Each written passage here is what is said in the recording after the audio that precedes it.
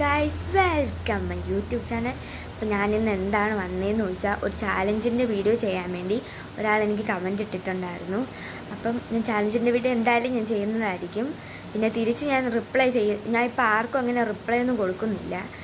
അപ്പം എന്തായാലും ഞാൻ ചാലഞ്ചിൻ്റെ വീഡിയോ ചെയ്യുന്നതായിരിക്കും. നേരത്തെ ഞാൻ നെയിം മീറ്റിംഗ് ചാലഞ്ച് ഞാൻ ചെയ്തിട്ടുണ്ടായിരുന്നു. അപ്പോൾ എനിക്ക് അത്ര ലൈക്കായാലും സബ്സ്ക്രൈബേഴ്സ് ആയാലും വ്യൂസ് ആയാലും എനിക്ക് കിട്ടിയിട്ടില്ല ആ വീഡിയോസിന്. പിന്നെ എന്തായാലും ഞാൻ ചെയ്യുന്നതായിരിക്കും. വേറെ ഇങ്ങനത്തെ ചാലഞ്ച് വീഡിയോ ഇടണമെങ്കിൽ നിങ്ങൾക്ക് പറയാം കമൻറ്റിൽ വന്ന്. അപ്പോൾ ഞാൻ ചാലഞ്ചിൻ്റെ വീഡിയോസ് ചെയ്യുമ്പോൾ എനിക്ക് അത്യാവശ്യം എനിക്ക് വ്യൂസ് പോലും കിട്ടുന്നില്ല. പിന്നെ ഞാൻ ഇങ്ങനത്തെ വീഡിയോസ് ഇടുമ്പോൾ എനിക്ക് ലൈക്കായാലും വ്യൂസ് ആയാലും സബ്സ്ക്രൈബർ ആയാലും എനിക്ക് കയറുന്നുണ്ട്. അതുകൊണ്ടാണ് ഞാൻ ഇതിലോട്ട് പിടിച്ച് നിൽക്കുന്നത് തന്നെ.